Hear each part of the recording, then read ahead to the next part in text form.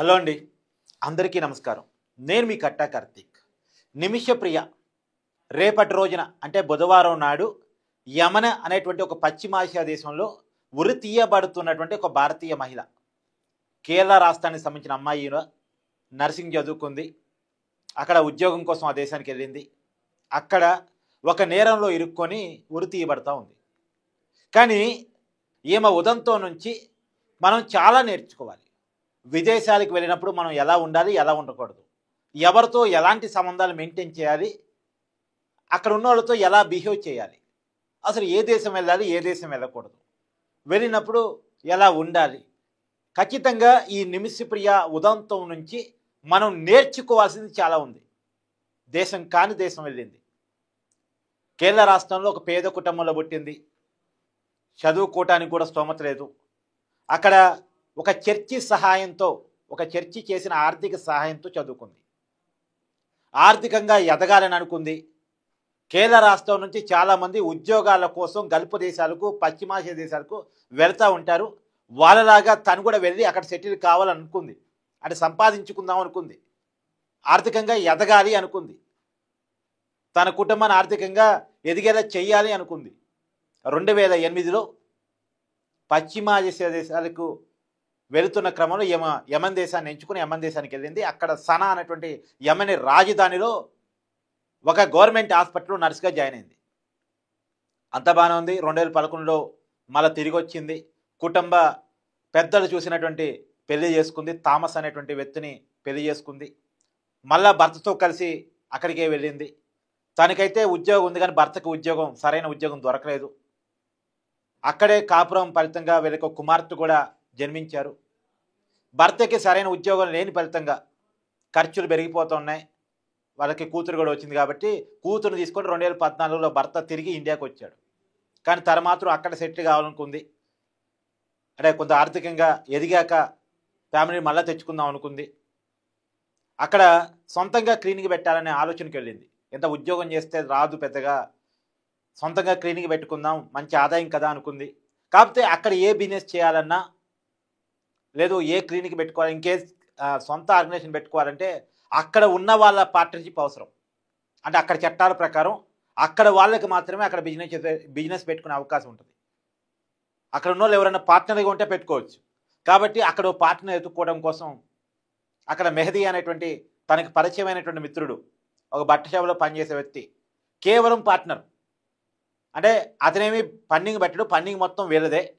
కానీ అక్కడ ఏదో పెట్టుకోవాలి అంటే అక్కడ ఉన్న వాళ్ళు పార్ట్నర్గా పెట్టుకోవాలి కాబట్టి అతను పార్ట్నర్గా పెట్టుకుంది. అతనికి మనకి ఏ సంబంధం లేదట. వీళ్ళ కుటుంబ సభ్యులు చెప్తున్న దాని ప్రకారం, ఏమో చెప్తున్న వర్షన్ ప్రకారం అతను ఏమీ ఫండింగ్ చేయలేదట. కేవలం అక్కడ చట్టాల ప్రకారం అక్కడ ఉన్న వాళ్ళు పార్ట్నర్గా ఉంటేనే సొంత క్లినిక్ పెట్టుకునే అవకాశం ఉంది కాబట్టి అతను ఒక పార్ట్నర్గా పెట్టుకొని క్లినిక్ పెట్టుకుంది. స్లీపింగ్ పార్ట్నర్ అంటారు కదా, అలా అతన్ని పార్ట్నర్గా పెట్టుకుంది. కానీ ఆ క్లినిక్ క్లిక్ అయింది. ఆ క్లినిక్ క్లిక్ అయిన క్రమంలోనే అక్కడ అంతర్యుద్ధం నడుస్తూ ఉంది. అంటే అక్కడ దేశంలో అక్కడ ప్రజలు తిరుగుబాటుదారులు కొన్ని అక్కడ ప్రభుత్వం మీద తిరుగుబాటు చేసింది 2015 ఆ ప్రాంతంలో. అయితే అయినా సరే అక్కడ క్లినిక్ బాగానే నడిచేది. డబ్బులు వస్తున్నాయి అనుకున్న క్రమంలో అతను ఎవరైతే పార్ట్నర్గా ఉన్నాడో అతని పెత్తనం పెరిగిపోయింది. అక్కడ ప్రజలకి ఏమన్నా తన భారీగా చెప్పుకునేవాడంట, మీద పెత్తనం చేయడం స్టార్ట్ చేశాడంట. ఆ క్లినిక్ వస్తే డబ్బులు మొత్తం లాగేసుకునేవాడంట. ఒకసారి ఎదురు తిరిగితే పాస్పోర్ట్ కూడా లాగేసుకున్నాడంట. సో అతని నుంచి హెరాస్మెంట్ పెరిగిన తర్వాత తను ఎట్టి పరిస్థితుల్లో అతను చెర నుంచి తప్పించుకోవాలని చెప్పేసి అక్కడ లోకల్ పోలీస్ స్టేషన్లో కూడా అనేక కంప్లైంట్స్ ఇచ్చిందంటే, అక్కడ అధికారులు కూడా చెప్పే ప్రయత్నం చేసిందంట. కానీ దేశం అక్కడ లాంగ్వేజ్ సరిగా రాకపోవచ్చు, కమ్యూనికేషన్ ప్రాబ్లం ఉండొచ్చు, లోకల్ ఫీలింగ్ కావచ్చు, అతనికే సపోర్ట్ దొరికింది, ఈమెకి ఎలాంటి సపోర్టు దొరకలేదు.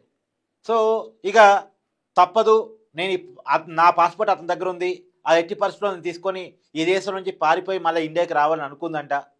అందుకని అతనికి ఒక మత్తు మంది కల్పించేసి అతని దగ్గర ఉన్న పాస్పోర్ట్ తీసుకుందాం అనుకుని అతనికి మత్తు మంది ఇచ్చిందంట. కానీ ఆ మత్తు మంది డోస్ పెరగటం వల్ల అతను చనిపోయాడు.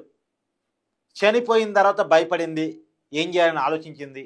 తనకి పరిచయమైన ఒక స్నేహితురాల సహాయంతో ఆ బాడీని ముక్కలుగా చేసి వాటర్ ట్యాంక్లో కలిపిందంట. వాటర్ ట్యాంక్లో వేశారట. మొత్తానికి విషయం బయటికి పొక్కింది. అక్కడ పోలీసులు ఏమైనా అరెస్ట్ చేద్దామని చూశారు. ఏమో పారిపోయింది, సౌదీ అరేబియా బోర్డర్లో దొరికింది. ఆ పారిపోవడం కూడా ఏమో నేరమైపోయింది. అది కూడా ఒక కేసు. ఒకటి నేరం చేయటం, రెండు పారిపోవటం. అది నేరం కూడా హత్య. మొత్తంగా అక్కడ కోర్టు ఆమెకు ఉరిశిక్ష విధించింది.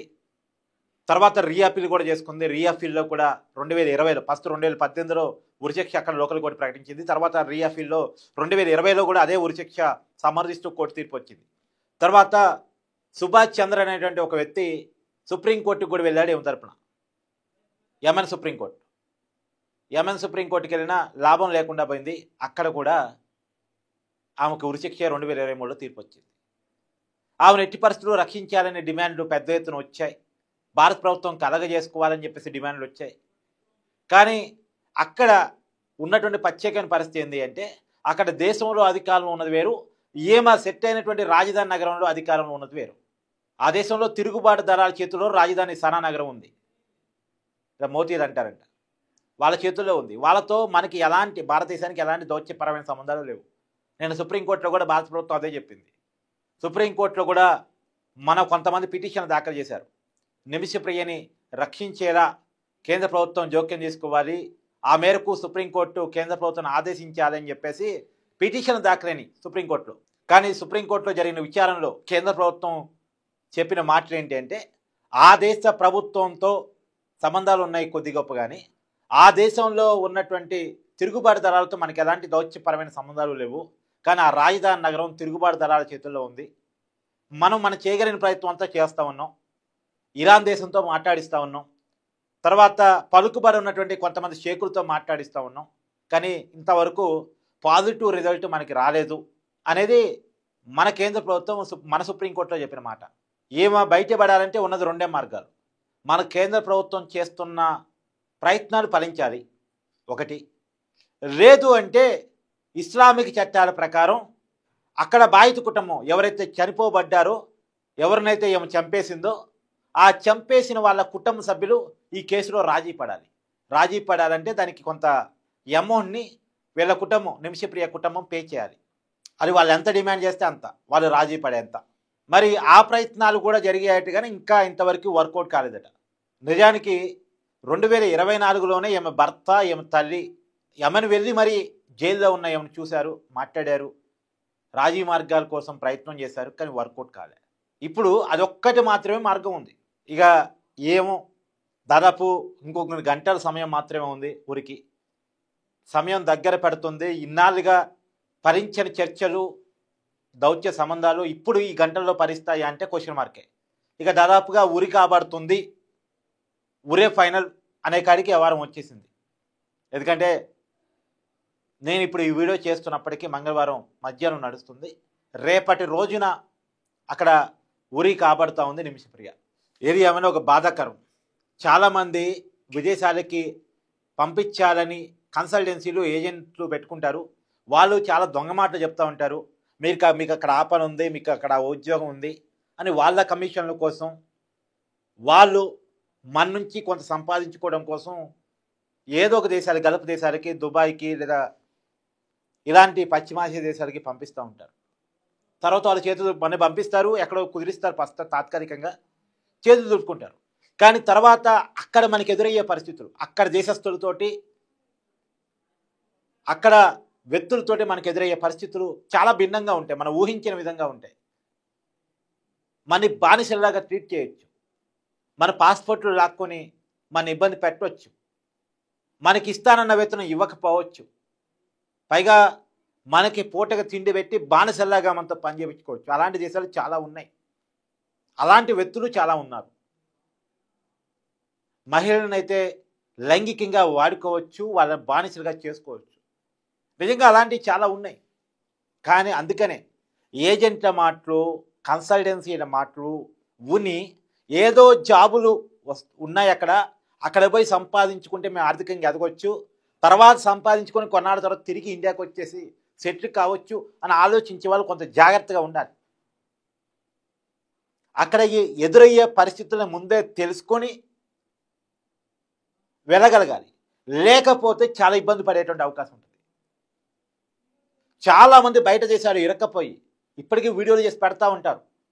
ఇప్పుడు ఆంధ్రప్రదేశ్లో ఒక ముగ్గురు నలుగురు నాకు తెలిసి ఈ మధ్యకాలంలో నేను పలానా గల్ఫ్ దేశంలో ఇరక్కపోయాను, నాకు ఉద్యోగాన్ని పంపించారు కానీ ఉద్యోగం లేదు ఇక్కడ, లేదా ఉద్యోగాన్ని పంపించారు కానీ జీతం ఇవ్వట్లేదు ఇక్కడ, తిండి పెట్టి పని చేయించుకుంటున్నారు, చిత్రహింసలు పెడుతున్నారు, ప్రశ్నిస్తే నా పాస్పోర్ట్ లాగేసుకున్నారు, భారత ప్రభుత్వం కలగజేసుకోవాలి, లేదా ఆంధ్రప్రదేశ్ ప్రభుత్వం కలగజేసుకోవాలి, తెలంగాణ ప్రభుత్వం కలగజేసుకోవాలని వీడియోలు చేసిన వాళ్ళు చాలామంది ఉన్నారు.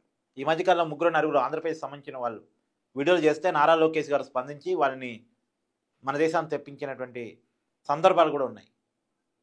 కాబట్టి దేశం కాని దేశం వెళ్ళేటప్పుడు చాలా జాగ్రత్తగా ఆలోచించాలి. మనం క్వాలిఫైడ్ జాబుగా కార్పొరేట్ జాబ్ వచ్చి కంపెనీ తరపున వెళ్తే అది వేరు.